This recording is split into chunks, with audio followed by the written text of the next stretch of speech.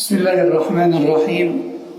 إن الحمد لله نحمده ونستعينه ونستغفره ونعوذ بالله من شرور أنفسنا ومن سيئات أعمالنا. من يهده الله فلا مضل له ومن يضلل فلا هادي له، وأشهد أن لا إله إلا الله وحده لا شريك له، وأشهد أن محمدًا عبده ورسوله صلى الله عليه وعلى آله وسلم. يا أيها الذين آمنوا اتقوا الله حق تقاته ولا تموتن إلا وأنتم مسلمون. يا أيها الناس اتقوا ربكم الذي خلقكم من نفس واحدة وخلق منها زوجها وبث منهما رجالا كثيرا ونساء، واتقوا الله الذي تساءلون به والأرحام إن الله كان عليكم رقيبا.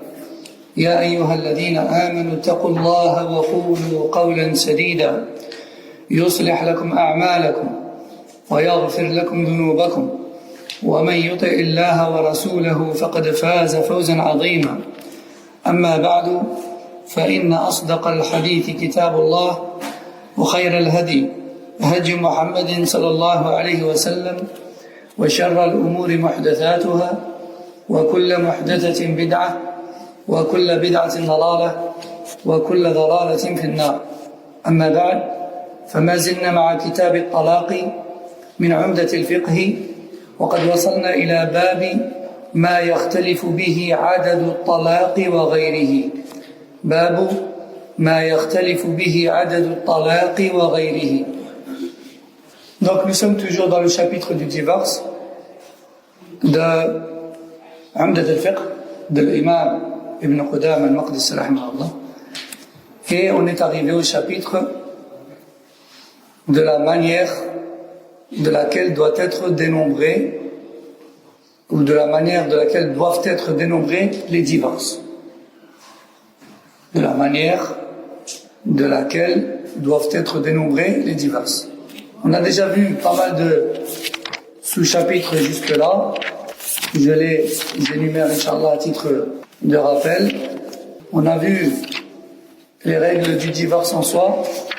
On a vu le chapitre du khula, qui est la demande de séparation, cette fois-ci, non pas formulée par le mari, mais par la femme. Il y a le désir de séparation demandé par la femme. On a également vu donc les formules de divorce claires et les formules de divorce insinuées.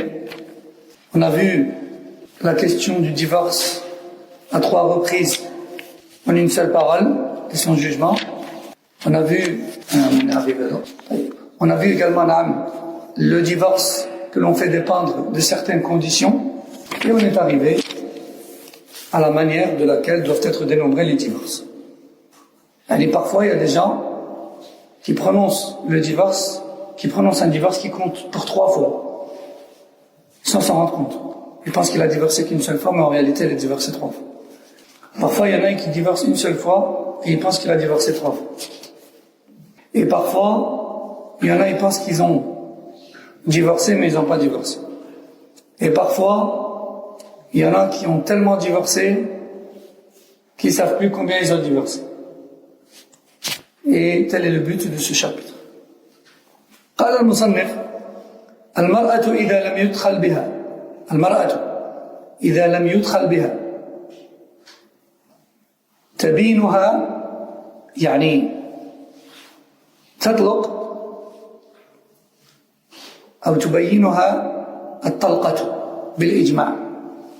يعني المرأة اللي يتزوجها الراجل وما زال ما دخلش بها، هذا المرأة هذه إذا قال لها أنت طالق تطلق مباشرة، ما عندهاش عدة، لأن العدة و3 حيضات من أجل استبراء الرحم، وهذا يعني لم يقع بينهم شيء، فواش تستنى؟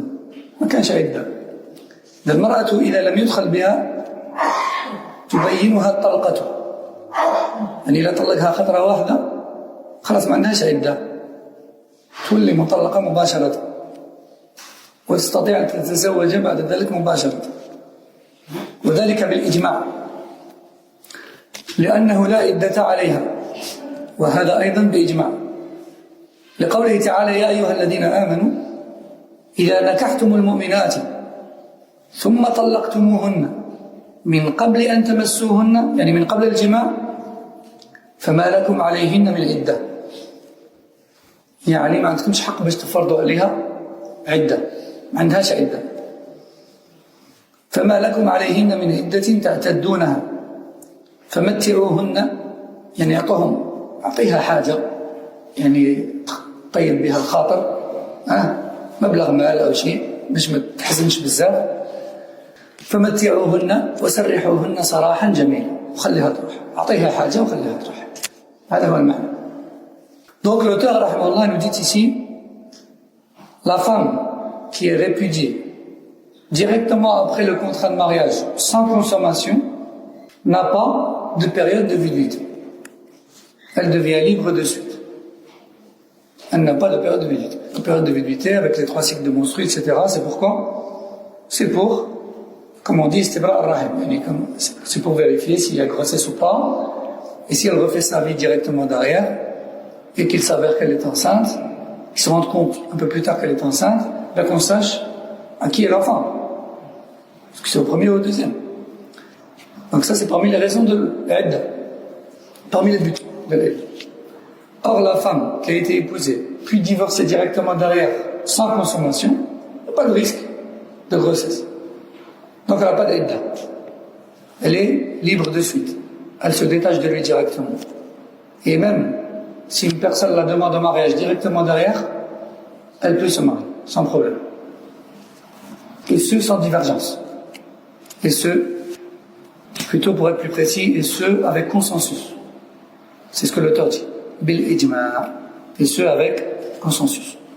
Et la preuve, c'est la parole d'Allah subhanahu wa ta'ala dans Sourate Al-Ahzab, verset 49 qui a pour sens: ô vous les croyants, si vous épousez les croyantes, puis que vous les divorcez directement après, pour une raison ou pour une autre, alors que vous n'avez pas consommé votre mariage, alors celles-ci n'ont aucune période de viduité à observer pour vous. Parce que la idda, c'est un haqq du mari à la base.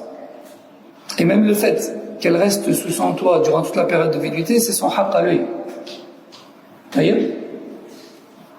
Certains pensent que c'est une obligation imposée aux deux, de rester sous le même toit pendant toute la viduité. Non, c'est pas ça. Rester sous le même toit pendant toute la viduité, c'est un haqq du zawj. Si lui, il en décharge, elle peut partir, religieusement parlant. Voyez ? Donc, ici, Allah subhanahu wa ta'ala nous dit, si vous divorcez avant consommation, alors elles n'ont aucune période de viduité à observer pour vous. Donnez-leur donc quelque chose afin d'apaiser et de soulager leur douleur, puis libérez-les gentiment. Il faut faire finir les choses bien. Ça ne sert à rien de finir sur des conflits. Et malheureusement, ça c'est ce que beaucoup de gens ne savent pas faire. La plupart des mariages finissent en conflit. Et c'est rare que les mariages finissent en paix. Hélas, malheureusement.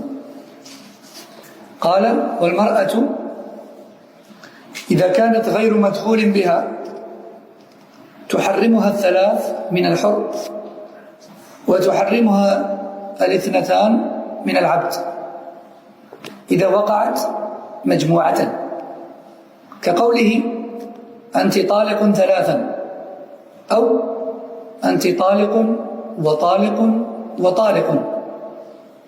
طبعا ذلك لما سبق ذكره في أول كتاب الطلاق، ولأنه أوقع هذه الطلقات عليها وهي في عصمته، يعني هي زوجة له فطلقها بالثلاث فتقع كما لو أوقعها على المدخول بها، غير كيف. طبعا هذا على قول من قال بوقوع الثلاث باللفظ الواحد.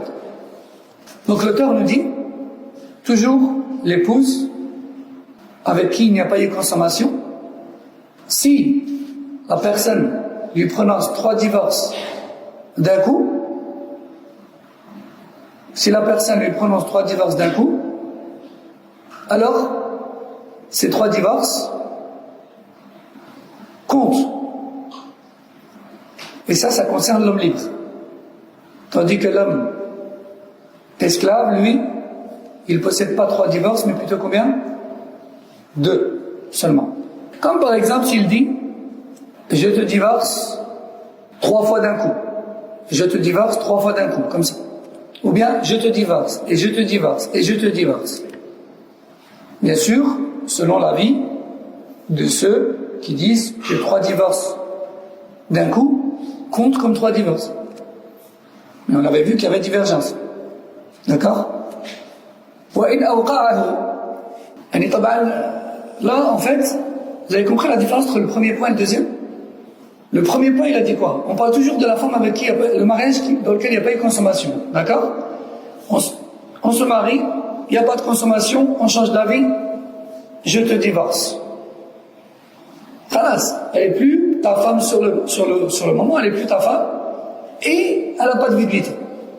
Et si tu fais marche arrière, il faut refaire l'acte de mariage, il faut redonner une dot, il faut refaire un repas de mariage.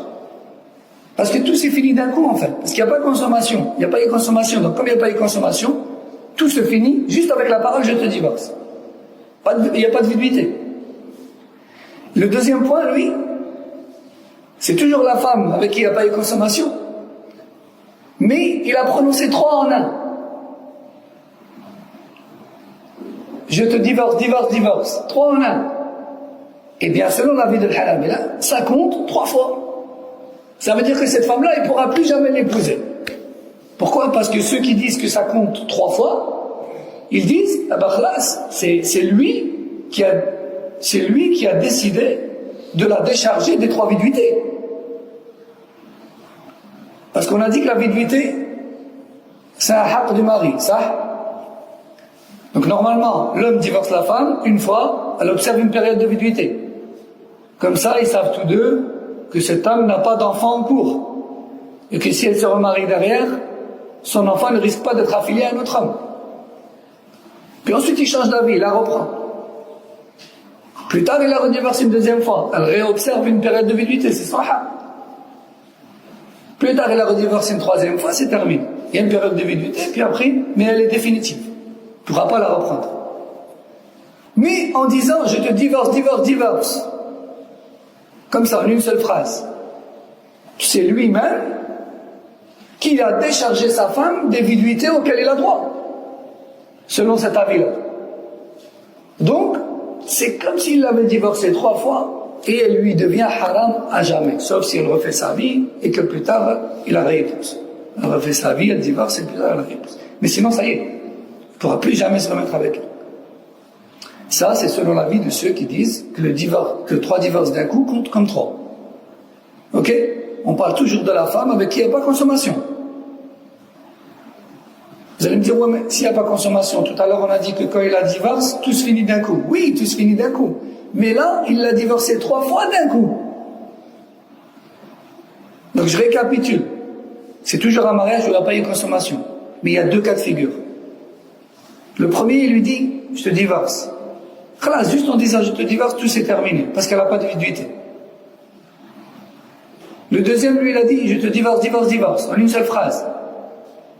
Eh bien, selon Al-Hanabila, elle lui devient haram à jamais.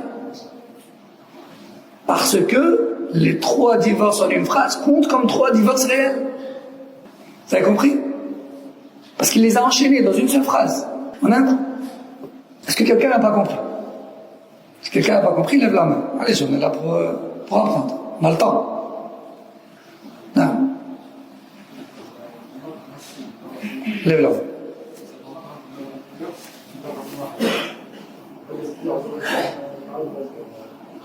نعم الطلقة الأولى نعم يستطيع أن يتزوجها مرة ثانية وثالثة.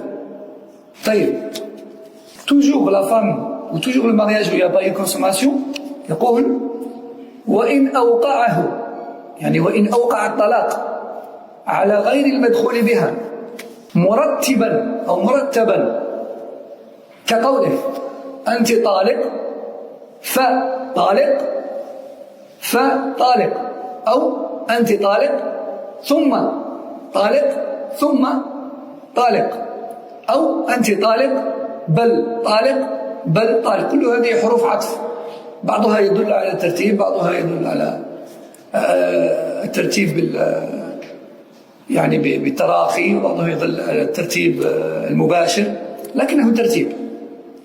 أو قوله مثلا أنت طالق، أنت طالق، أنت طالق. أو قوله إن طلقتك فأنت طالق. هنا كأنه طلق مرتين، صح؟ إن طلقتك فأنت طالق، يعني كأنه يقول إن طلقتك طلقتك مرة ثانية، نفس الشيء. أو قوله كلما طلقتك فأنت طالق. أو قوله كلما لم أطلقك فأنت طالق، مرتين. وأشباه هذا لم يقع إلا واحدة، لأنها هو رتبها، ما قالش طالق طالق طالق، قال طالق فطالق ثم طالق، ثم رتبها، قسمهم، ما جعلهاش مرة واحدة، قالها في جملة واحدة بصح رتبهم. إذن هذه تقع مرة واحدة فقط. علاه؟ لأنه هو لما قال لها أنت طالق ثم طالق ثم طالق، كي قال لها أنت طالق هو مازال ما دخلش بها، لم يقع جماع. كي قال لها أنت طالق طلقت، ما عندهاش عدة، وما قال ثم يعني بعد هذيك الطلقة هذيك عاود خطرة يعني مرة ثانية أنت طالق، لا بصح ما يقدرش، لأنه هو كي قال لها أنت طالق خلاص طلقت منه.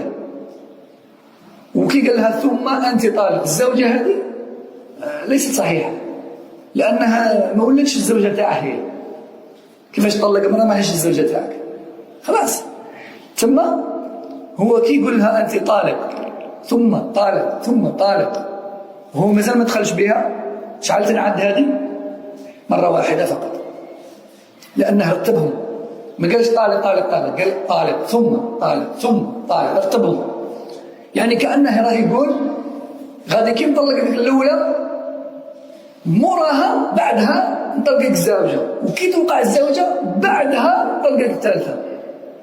ثم شكون خلى وقت بيناتهم؟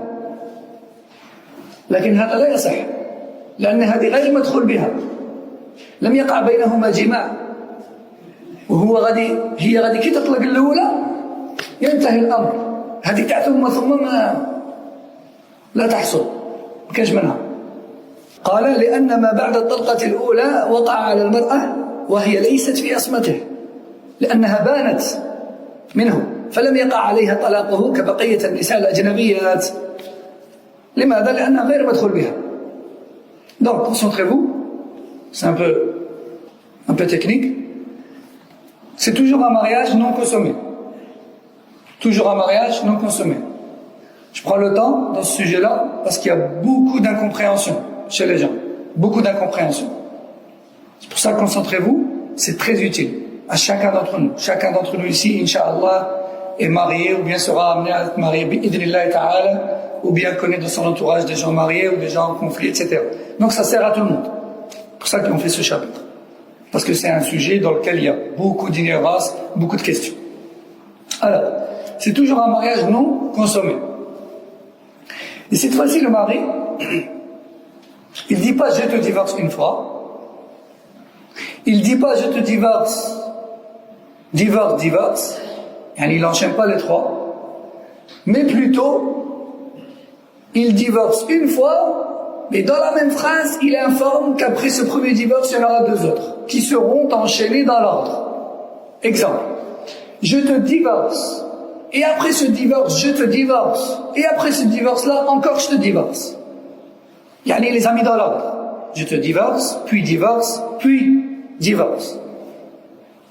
Il les a mis dans un certain ordre.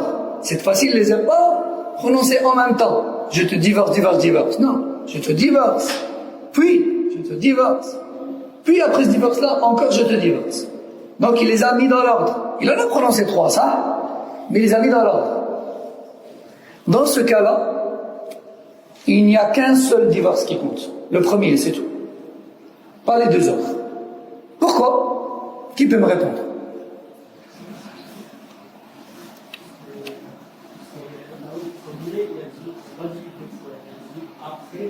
Exactement.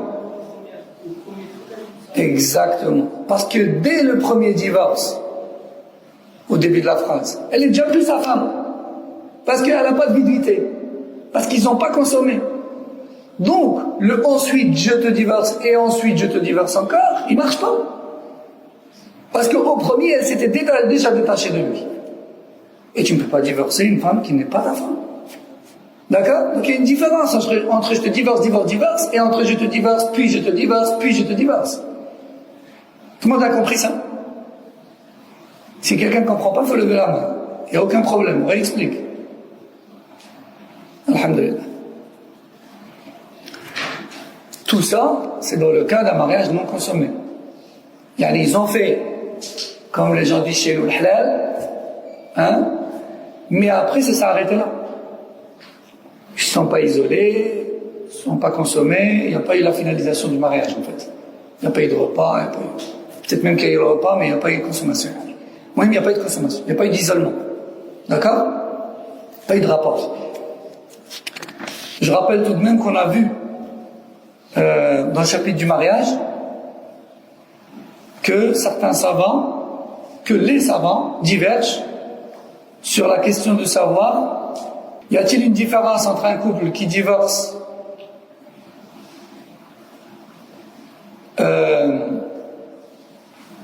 après s'être isolé et avoir eu un rapport, et entre un couple qui divorce après s'être isolé mais sans rapport. Dit autrement, il y a des mariés qui font un contrat de mariage et qui se voient et qui sortent ensemble avant l'officialisation et avant le repas et avant la fête. D'accord? Attention, je n'ai pas dit que c'est haram, mais c'est déconseillé par le ulama. Je n'ai pas dit que c'est haram. Pourquoi c'est déconseillé? Parce que beaucoup de gens ne savent pas. Il y a des gens qui savent, il y a des gens qui ne savent pas. Et il peut arriver un tas de choses, il peut y avoir des conflits, elle peut tomber enceinte, il peut y avoir plein de choses. Suite à quoi il y a annulation de mariage, et puis après c'est la catastrophe. Les gens ils vont parler sur cette famille, ils vont salir leur honneur, ils vont dire elle s'est même pas mariée, comment ça se fait qu'elle est enceinte, en fait elle avait fait une bêtise, pour ça ils ont voulu camoufler, et ceci et cela, et elle va avoir honte, et puis peut-être que beaucoup de gens ne voudront pas d'elle après, et ceci et cela. Enfin bref, un tas d'histoires peuvent se passer par ce genre d'erreur, à cause de ce genre d'erreur. Une erreur sans en être une, mais c'est pas haram, parce que dès lors où il y a le contrat de mariage, on peut se parler, il n'y a pas de problème. Mais le fait de s'isoler de sortir ensemble, d'être à la vue de tous, etc., ça peut causer des problèmes. C'est pour ça que certains ulama, comme Cheikh Felkous et d'autres, recommandent d'attendre l'officialisation définitive, totale, à la fin, la fête, le repas et tout, quand tout le monde sait, afin de leur permettre de s'isoler et pas avant.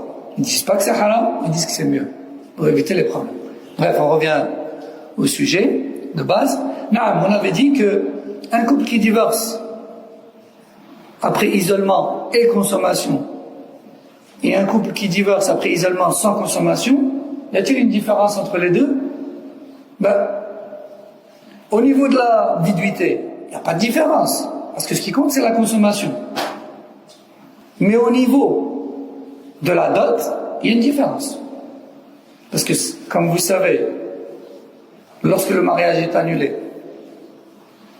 s'il n'y a pas de consommation, la femme, elle restitue au prétendant la moitié de la dot.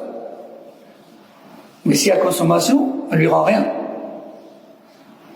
Eh bien, certains savants disent que, dès lors où ils se sont isolés, même s'ils n'ont pas consommé, on les considère comme s'ils ont consommé. Elle ne lui rend rien. Dit autrement, les couples qui se marient aujourd'hui, puis, avant la fête, etc., ils sortent ensemble, et ils vont ensemble, et ceci et cela, et puis ensuite ils annulent le mariage, et puis ensuite le mari dit, il faut me rendre la dot. Et que la famille de la fille dise, non, tu ne rends pas la dot, nous on est d'avis que vous êtes partis ensemble, etc., et en plus tu réclames la dot. Et lui il se fâche. Si eux sont de cet avis-là, tu n'as rien à dire. Telle est la règle. Et tel est l'avis d'une partie des savants. Et il y a même des familles qui partent en guerre, ce genre de choses.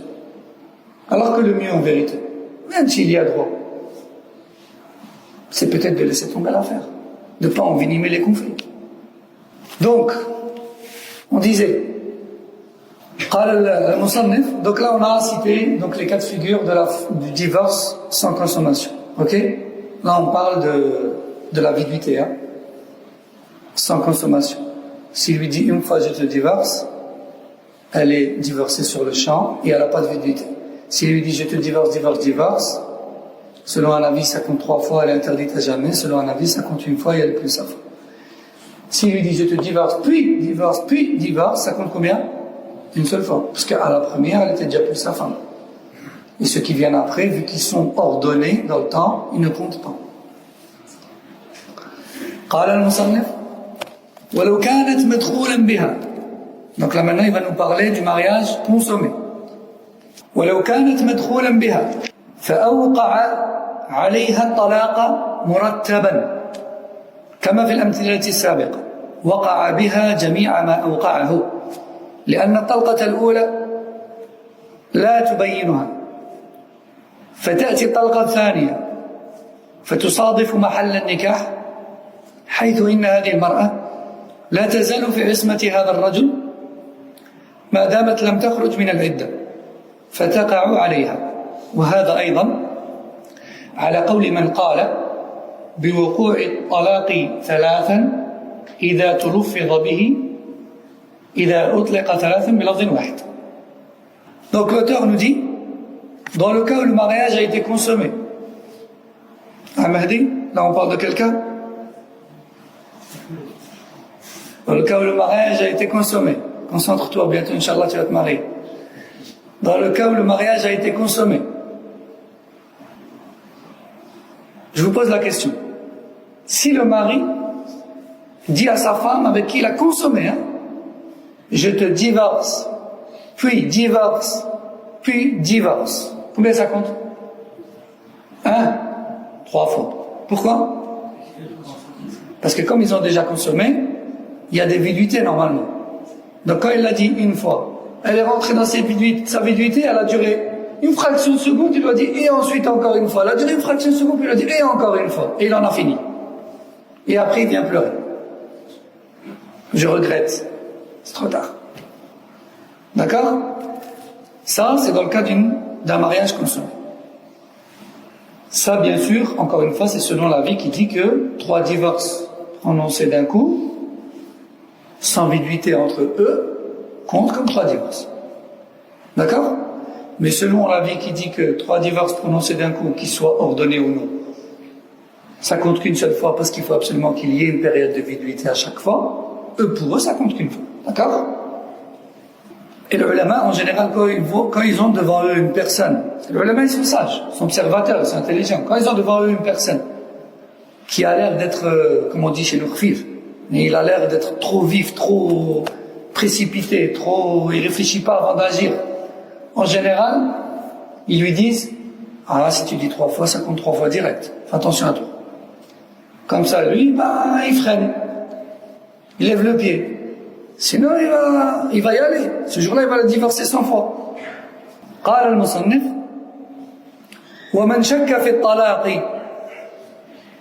يعني شك هل طلق زوجته أم لا أو شك في عدده بأن تيقن من وجود الطلاق لكن شك هل طلق زوجته طلقة واحدة أو أكثر فإنه يبني على اليقين بأن كما في الصلاة يعني يبني على اليقين بأن يحسب من الطلاق ما يجزم بوقوعه ويطرح ما شك فيه منه لأن ما شك في وقوعه لم يثبت والأصل عدمه فلا يحتسب. والقاعدة الإسلامية الشرعية تقول لا يدرأ اليقين بالشك.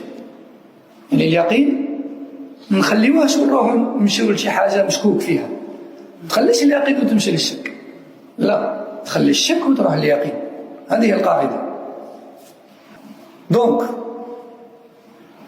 l'auteur nous dit, et ça aussi c'est une question très intéressante, concentrez-vous. Celui qui doute, est-ce que j'ai divorcé ma femme ou pas en fait, dans cette dispute-là finalement? Ou bien il doute, ouais j'ai divorcé ma femme plusieurs fois mais je ne me rappelle pas combien. J'ai divorcé une fois, oui c'est sûr, ouais 2 fois aussi, c'est sûr. 3 fois, je je suis pas sûr. Ça arrive souvent. Comme ils s'embrouillent souvent, il ne sait plus combien de fois il a dit je te divorce. Le cheikh nous dit, dans ce cas-là, l'homme doit se baser sur le minimum certain. C'est comme dans la salat, c'est comme dans le wudu, c'est comme dans le tawaf, c'est comme dans tout, en fait. C'est une règle générale. On se base toujours sur le minimum certain. Et non pas sur le maximum douteux. Yani, si tu sais que tu as divorcé, tu l'as prononcé 2 fois, c'est sûr, mais la 3e fois, tu n'es pas sûr. Donc tu considères que tu l'as divorcé combien? 2 fois. Si tu es sûr que tu as divorcé 1 fois, mais la 2e, tu n'es pas sûr. Et puis après, plus tard, vous êtes encore embrouillé, tu l'as dit je te divorce. Tu considères que c'est laquelle? La 2e. Ainsi de suite. Tu bases toujours sur le minimum. C'est comme dans la salat. C'est plus tu as la 3e ou la 4e raka'a. Tu considères que tu as laquelle? 3e. Dans le tawaf, quand tu vas à la Umrah ou bien le Hajj, d'ailleurs bientôt, Inch'Allah, on fera un cours sur l'Umrah. Si, pendant ton tawaf, tu t'es perdu et tu sais plus, tu es dans le 4e ou dans le 5e tour, tu considères que tu es dans quel tour? 4e. Et ainsi de suite. Donc pareil dans le divorce. Tu te bases sur le minimum certain. Donc si tu doutes, je l'ai divorcé ou pas? Tu restes sur la certitude. La certitude de base, c'était quoi? C'est que tu étais marié avec cette femme. Tu es marié avec elle. C'est pour ça que tu habites avec elle. C'est ça la base. Mais vous vous êtes disputés. Tu lui as dit plein de choses, et elle t'a dit plein de choses, mais tu doutes, je l'ai divorcé ou pas, en fait. Tu restes sur la certitude. Tu optes pour la certitude tant que ce sur quoi tu doutes n'est pas avéré. Et c'est quoi la certitude de base? C'est que tu es encore marié. D'accord? Donc que ce soit pour avoir divorcé ou non, ou que ce soit pour le nombre de divorces, on se base sur la certitude et on laisse de côté le doute. Et la règle dit que jamais un doute n'est balayé, jamais une certitude n'est balayée par un doute. Ça c'est une règle de base en islam. Jamais la certitude n'est balayée par un doute. Et il y a beaucoup d'adilla là-dessus, beaucoup de preuves du Coran et Sunna. On va donner juste une preuve au passage. دليل واحد نكتفي به. لما سأل ذلك الرجل النبي صلى الله عليه وسلم قال له إني في الصلاة وإني لأجد كأنه خرج مني شيء، كأنه خرج مني ريح، لكني لست متيقن، إني أجد كأنه خرج مني ريح. فماذا قال عليه الصلاة والسلام؟ لا تخرج من الصلاة حتى تسمع صوتا أو تجد ريحا، يعني اليقين. وقال الشيخ ابن عثيمين رحمه الله لا تخرج من الصلاة حتى تتيقن من أنه انتقض وضوءك إلى درجة أنك مستعد لأنك تحلف. إذا قدرت تقول والله انتقض وضوئي إذا راك على يقين، اخرج روح توضأ. لكن إذا ما قدرتش تقول والله ما أنت اللي راك في شك، ما تخرجش من الصلاة. وهكذا بالنسبة لبقية الأشياء.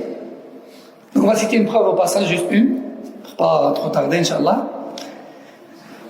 Cet homme qui a questionné Rasul sallallahu alayhi wa sallam lui a dit: oh message d'Allah, parfois je suis en prière et j'ai l'impression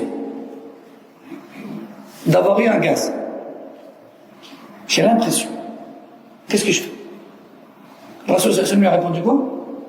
Ne sors pas de la prière, ne quitte pas le rang tant que tu n'as pas entendu un bruit ou senti une odeur. Yani tant que tu n'as pas la certitude que tu as fait quelque chose. Eh bien, ce hadith et d'autres textes encore sont des preuves sur le fait que tu dois toujours te baser sur la certitude, pas sur le doute. Pas sur le doute, sur la certitude, dans tous les domaines. Hein. Les ablutions, le divorce, la prière, l'achat et la vente, tout, dans tous les domaines. Tu te bases toujours sur la certitude, pas sur le doute. Et donc la règle dit La yazulu al-yaqinu bi-shakk. Jamais la certitude n'est balayée par un doute. Ouais, mais quand même dans le doute, non. La certitude, c'est elle qui prend effet.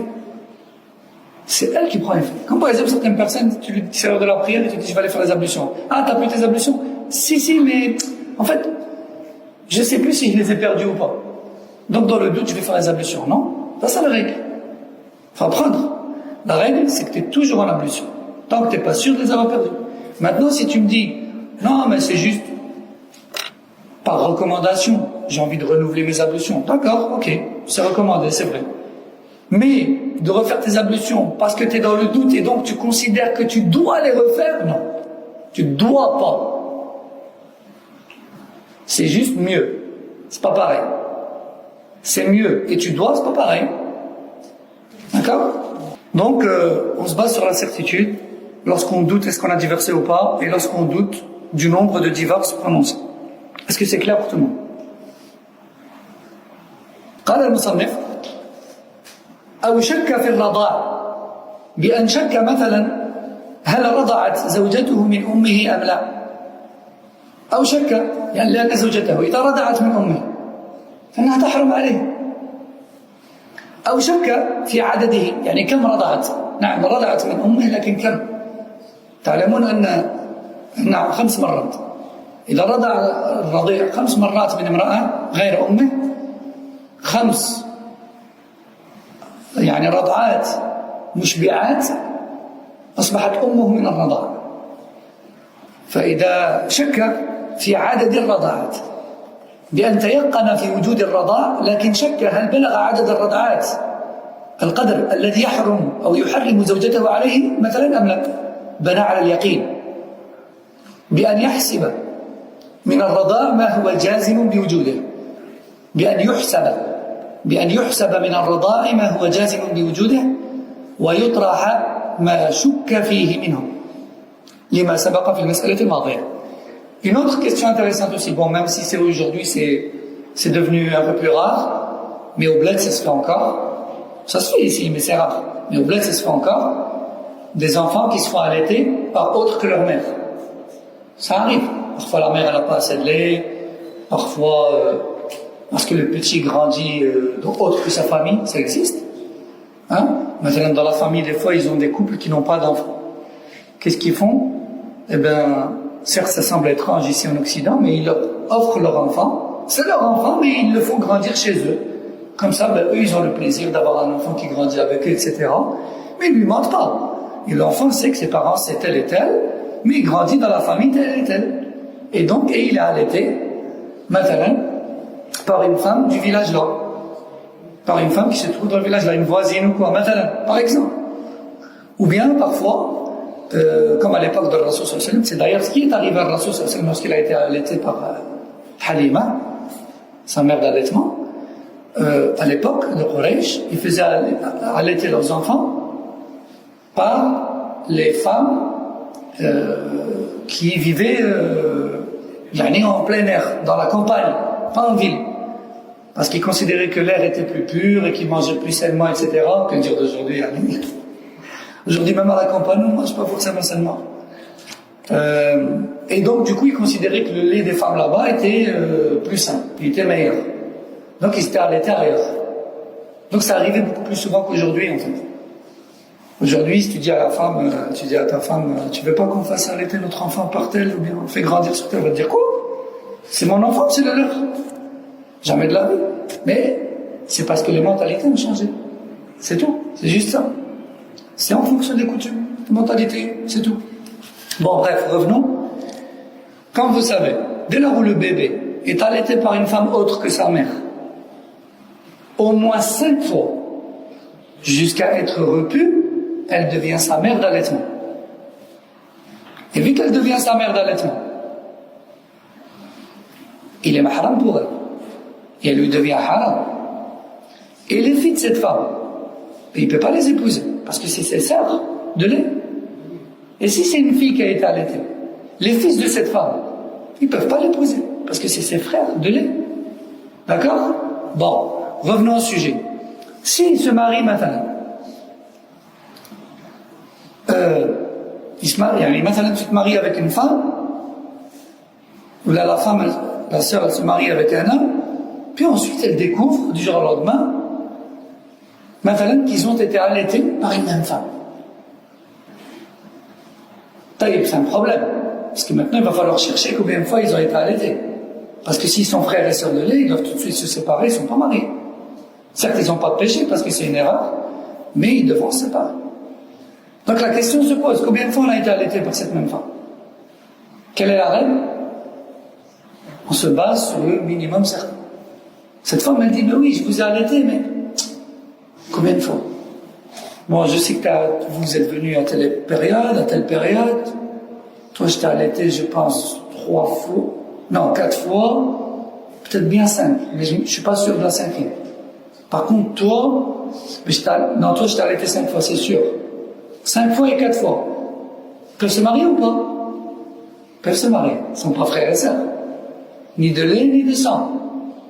Pourquoi? Parce que la 5e, elle est douteuse. Ça ou pas? Elle est douteuse. Vous avez compris le principe? Tout le monde a compris? On se base sur le minimum certain. Bon, c'est rare aujourd'hui. De toute façon, c'est devenu rare. Même au bled, c'est devenu rare. Mais c'est bon à savoir. On ne sait jamais. Ça peut arriver. Imaginez une femme qui met au monde un enfant, elle est malade. Elle ne peut pas lui donner son lait, parce qu'elle a une maladie maintenant. Et qu'elle connaît une autre femme qui, elle, a des enfants en bas âge, et donc elle a du lait. Elle l'allaite pour elle, parce que cette nouvelle maman ne veut pas donner du lait en poudre. Elle l'allaite pour elle, c'est une voisine maintenant. Et bien plus tard, ils se perdent de vue, puis ils ont des enfants tous les deux, et leurs enfants, ils décident de se marier. C'est important à savoir quand même. C'est une théorie importante, même si aujourd'hui c'est pas fréquent. J'ai vu une main. Oui, il y a 2 avis là. On en avait parlé dans Kitab al-Nikah. Effectivement, on en a parlé dans le chapitre du mariage. Il y en a qui disent 5 gorgées, il y en a qui disent 5 fois jusqu'à être repu. Effectivement. Il y a aussi une autre divergence sur l'âge de l'enfant. Il y en a qui disent qu'il faut qu'il soit à l'âge où il est nourrisson encore, et d'autres disent non, même s'il est bien plus grand, et s'il reçoit du lait de cette femme, il devient quand même son enfant. Il y en a qui disent qu'il faut absolument qu'il tète, et d'autres disent non, même si le lait est prélevé depuis qu'il lui est donné, c'est pareil.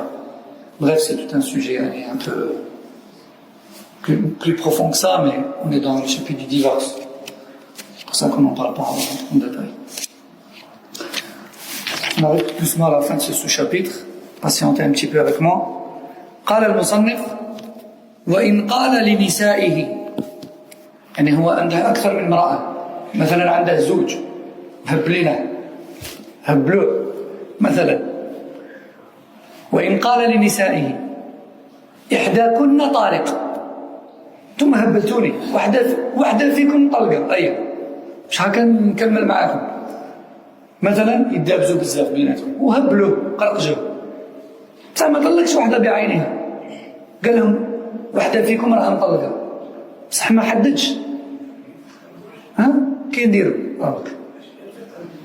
من واش قال غير هكذا غير باش يتخلص من واحدة فيهم قال لهم واحدة فيكم راه مطلقة ولم ينوي واحدة بعينها كي نديروا خرجت بالقرعة يدير قرعة لأن حق البقاء مع الزوج لواحدة منهن غير معينة حتى واحدة ما عندها الحق تقول أنا نقعد وانتي روحي إلا ما بين ما نوى شكون فيهم أنا شاب عليك ولا أنا طيب خير منك ولا أنا قديم عليك ولا أنا طويل عليك ولا كي نديروا ضرب القرعة كالحرية في العبيد إذا اعتقهم في مرض موته ولم يخرج جميعهم من الثلث يعني إذا قال مثلا وهو في فراش موته وصى الرجل في الميراث هو عنده عبيد وقال له ودي واحد من العبيد تاعي غادي نعطيه الحرية تاعه نعتقه بصح هذا العبيد من الملك تاعه وحنا على بالنا بلي الوصية ما خصهاش تفوت الثلث تاع الملك تاعه مثلا انت عندك 3000 اورو وجيت تموت وقلت انا نوصيكم فلان سعيد اعطوه 2000 كي نموت اعطوه 2000 ما نقدرش لا يجوز كي نموت انا ولادي يقدروا يعطوه حتى 1000 برك ماكسيموم علاه لان الوصيه ما خصهاش تفوت الثلث ومثلا انا عندي زوج تاع العبيد نقول له ودي كي نموت أعطوا واحد عبد السعيد مثلا، ولا أعطوا العباد اللي عندي أنا أعطوهم السعيد، بصح هادو العباد يفوتوا الثلث وأنا عندي زوج، كي نديروا نقرعوا بيناتهم. قال هذا العبد هذا يسموه أحمد وهذا محمود، نكتبوا زوج وراقي، نكتبوا أحمد والأخرى نكتبوا فيها محمود، نطبقوهم نخلطوهم كما هكا، يقول لها هي رفد واحدة. ولا مثلا نقول لهم ولا نكتبوا في ورقة أنت راك حر، وفي ورقة أنت تقعد، أيام نخلطوهم، أيام نقولوا كل واحد ولا يرفد ورقة، هذه يرفد وهذه يرفد، اللي يلقى أنت راك حر يروح، واللي يلقى أنت تقعد هي باصة فيها. هذه واضح.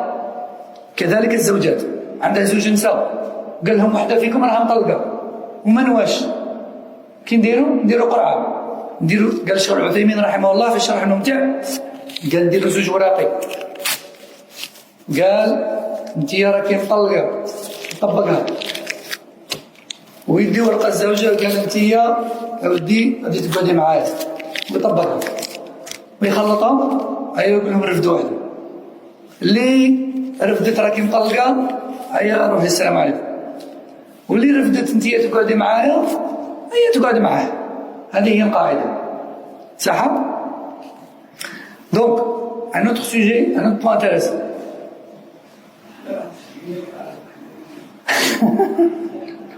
حد قال لك احنا تهنينا وعندنا غير وحده، هذه خطرات وحده وتخرج لك مخك.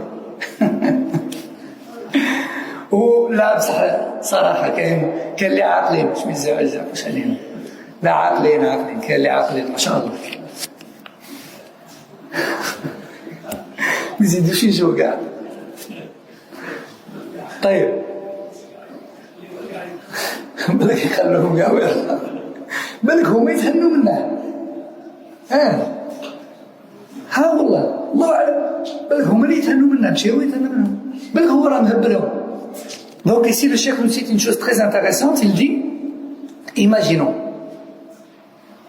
un homme qui a deux femmes, deux épouses, qu'on ne dise pas, l'imam d'Abou Bakr dit qu'il faut se marier avec plusieurs femmes en France, Canada, non j'ai pas dit ça.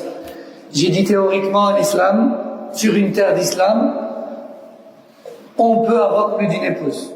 Oui, ici c'est interdit par la loi. C'est interdit par la loi, d'accord, mais théoriquement, nous, on apprend ce qu'il en est. Imaginons qu'un homme a deux épouses. Et puis, il y a beaucoup de disputes entre les deux, et il en a marre. Et un jour, il s'énerve et il dit, bon, moi j'en ai marre de vos disputes, l'une de vous deux est divorcée. L'une de vous deux peut s'en aller, elle est divorcée. Ni il a précisé laquelle, ni il n'a eu dans son cœur l'attention de laquelle. Comment on fait? On tire au sort. On tire au sort. Cheikh Al-Uthaymin explique, il dit, Cheikh Al-Uthaymin, rahimahullah, il explique, il dit, on prend une feuille, et on trouve deux feuilles, pardon. On écrit sur l'une, on écrit sur une feuille, tu es divorcé. On la plie. Et on écrit sur la deuxième, tu restes. Et on la plie. On mélange les deux, et on les dépose. Et on demande aux deux épouses de choisir chacune un papier. Celle qui trouve tu es divorcé, elle est divorcée. Et celle qui trouve tu restes, elle reste. Vous allez me dire, ouais, mais qui fait ça aujourd'hui?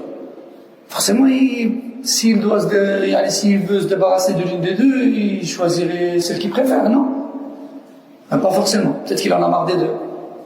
Alors il se dit, bon, j'ai quand même besoin d'une femme, mais il faut que je me débarrasse de la deuxième, parce que voilà, il y a des conflits. Peut-être. D'accord? Bon, on est dans le théorique. Nous, on est dans le théorique. Qu'est-ce qui se passe s'il ne précise pas et il n'a aucune intention, il tire au sort. Et c'est pareil dans d'autres domaines, comme par exemple, on a vu précédemment, je pense qu'on l'a vu dans le chapitre de la zakat, on a vu que la personne qui décède, elle peut mettre dans son testament qu'elle lègue une partie de ses biens à telle personne qui ne fait pas partie des héritiers, mais ce qu'elle lègue ne peut pas dépasser le tiers de la somme totale de l'héritage. D'accord? Si moi j'ai 3 000 euros je décède, je peux avant mon décès léguer à autre que mes héritiers jusqu'à maximum combien? 1000 euros, le tiers. D'accord? Si maintenant moi, avant de décéder, j'écris dans mon testament, donnez 2000 euros à Saïd quand je mourrai, et Saïd il ne fait pas partie de mes héritiers, mes enfants peuvent lui donner 2000 euros? À la base, ils ont le droit de refuser de lui donner 2000 euros. Ils doivent lui donner 1000 euros. Parce que c'est le maximum auquel il a droit, c'est le tiers. Mais le surplus, ils peuvent lui donner si tous les héritiers sont d'accord. Si nous, tous ses enfants, on est tous d'accord. Vas-y, on lui donne, on respecte la volonté de notre père. Ils peuvent. Mais si un seul des héritiers dit non, moi je veux pas, dans ce cas-là, lui, il a droit à son héritage complet. Et si les autres ont envie de grappiller dans leur part pour donner à Saïd, ils le font, c'est leur problème. D'accord? Parce que tout ce qui est en dessous du tiers, c'est le droit exclusif des héritiers. C'est Allah qui leur a donné. C'est pas le parent qui décide de donner et quoi à qui. D'accord? Bref, on n'est pas dans le cours de l'héritage, mais tout ça pour dire que si par exemple, moi, dans mes biens, je possède par exemple 2 voitures, je prends l'exemple des voitures, pas des esclaves, parce qu'ici, il cite l'exemple des esclaves. Mais on n'a plus d'esclaves aujourd'hui. Bon, j'ai 2 voitures, maintenant. Je ne sais pas si ça va marcher à Kulha, parce que les biens doivent être estimés. Non, on va reprendre l'exemple des esclaves. Imaginons que j'ai 2 esclaves, ok? Même si ça n'existe plus. Et moi, je dis, après ma mort, léguer, maintenant, léguer mes esclaves à Saïd. Et après ma mort, mes héritiers se rendent compte qu'en fait, j'ai pas précisé quel esclave. Et si on donne à Saïd les 2 esclaves, ça dépasse le tiers des biens totaux. Donc, on doit lui donner l'un des 2 esclaves. Comment on fait? Lequel? La règle dit qu'on tire au sort. Et c'est ça qu'ils ont appliqué ici, par rapport aux 2 épouses. Ils disent, on tire au sort. C'est clair pour tout le monde? طيب ثم قال وإن طلق جزءا من امرأته مشاعا يعني جزء كامل عضو قال مثلا هذيك اليد هذيك العوجة راح نطلقها ما طلقتكش انت بصح يدك راح نطلقها ولا راسك راح نطلق ولا رجلك راح نطلقها ولا نيفك راح نطلق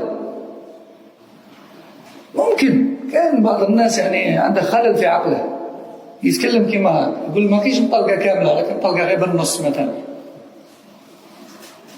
النص اليمين نخليه النص اليسار مثلا نطلقه ممكن قال الشيخ كربعها او نصفها معينا كاصبعها او يدها هذه طلقت كلها لان الطلاق لا يتبعض فإذا وجد في جزء من الإنسان سرى إليه كله.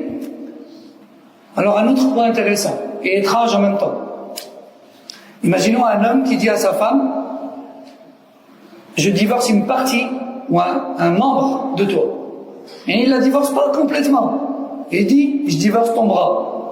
Cette main-là qui fait n'importe quoi, je la divorce. Je divorce ta main, je divorce ton bras, je divorce ta tête.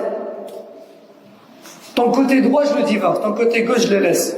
Je divorce ton pied. Ça existe. Il y en a, ils ont un souci dans leur tête. Ça existe. Qu'est-ce qu'il en est? Elle est divorcée, elle n'est pas divorcée. Est-ce que la moitié de son corps est divorcée, l'autre pas? Donc il peut lui serrer la main dans cette main-là, mais pas l'autre. Comment on fait? En vérité, elle est totalement divorcée. Parce que le divorce ne se départage pas. Si une partie du corps est touchée par le divorce, celui-ci se propage dans le reste du corps. Ça n'existe pas ça, je divorce ton bras. Je divorce ton bras, c'est je te divorce complètement. D'accord? Bon. Autre chose. إلا الظفر والسن والشعر والريق والدمع ونحوه والحليب مثلا فإنه إذا وقع الطلاق على واحد من هذه الأشياء لا تطلق الزوجة به. لماذا؟ لأن كل واحد من هذه الأشياء ينفصل عنها في حال السلامة ويزول عن الآدمي عادة ويأتي غيره، فلم تطلق بشيء منها كالحمل. مثلا يقول لها تفارق راني طلقتهم، ولا يقول لها مثلا تفارق راني طلقتها، ولا يقول لها مثلا شعرك ما نبغيتش طلقتها، ولا يقول لها مثلا ما نبغيش كي تبكي دموعك طلقتهم، ولا يقول لها مثلا الحليب تاعك طلقته. في هذه الحال ما تطلقش، ما كانش طلاق. علاه؟ لأن هذا الصوالح هذو يعني يروحوا من الجسم، ما يقعدوش في الجسم دائما، ماشي كيما الراس والذراع والكراع الرجل والأذن والنيف، هذو يقعدوا. تسمى كنت تقول طلق نيفك طلقها كاع، بصح كنت تقول لها طلقت دموعك، ولا طلقت مثلا تفالك، ولا طلقت مثلا ظفارك ولا شعرك، الشعر ينوض ويروح يطيح ولا يتمقص، والدموع يسيلوا ويروحوا، الدفال كذلك. إذن هذا الأشياء هذو اللي ينفصلوا ويروحوا عن الجسم ويعاودوا ينوضوا ويجي في بلاصتهم الشعر، يجي في بلاصته شعر واحد آخر، الدفار كذلك. إما هاد الصوالح هذو اللي يروحوا ويولوا في الجسم تاع الإنسان ما يتطلقوش، ما تتطلقش المرأة بهم. قول يقول لها مثلا راني طلقت شعرك وطلقت دفالك وطلقت خنونتك وطلقت دموعك وطلقت، تطلق هذا المرأة؟ تتطلق؟ ما تتطلقش. بصح كون يقول لها طلقت دفالك ودموعك وشعرك وظفارك ودراعك، تتطلق، لأن الدراع ما يروحش. واضح؟ Un autre spécimen. Imaginons un homme qui dit à sa femme cette fois-ci: je divorce tes ongles. J'aime pas tes ongles, je les divorce. J'aime pas tes cheveux, je les divorce. Tu pleures tout le temps, j'en ai marre de tes larmes, je divorce tes larmes. Ou je divorce maintenant tes dents. Celui qui divorce des choses comme celle-là, en fait sa femme, elle n'est pas divorcée. C'est pas un divorce. Pourquoi? Parce que ces choses-là, ce ne sont pas des membres du corps. Ce ne sont pas des membres, ni des organes. Ce ne sont pas des parties du corps qui restent de la naissance jusqu'à la mort. Ce sont des choses qui partent et qui reviennent. La dent, elle peut tomber. Elle peut être remplacée. Ou peut-être c'est des dents de lait, elles vont tomber, elles vont repousser. D'autres, les cheveux, ils tombent, ça repousse. On les coupe, ça repousse. Les ongles, on les coupe, ça repousse. Les larmes, elles coulent, elles disparaissent, il y en a d'autres. Donc ce ne sont pas des membres du corps. Du coup, ce divorce-là, il ne compte pas. Il ne compte pas, c'est pas comme le fait de divorcer un membre. Donc si un homme dit: je divorce tes larmes, ta salive, tes ongles, tes cheveux, tes dents, elle est divorcée? Elle n'est pas divorcée. Il y a un autre cas de figure. S'il lui dit: je divorce tes larmes, comment on dit le khnouna en français? La morphe, hein? Le mucus.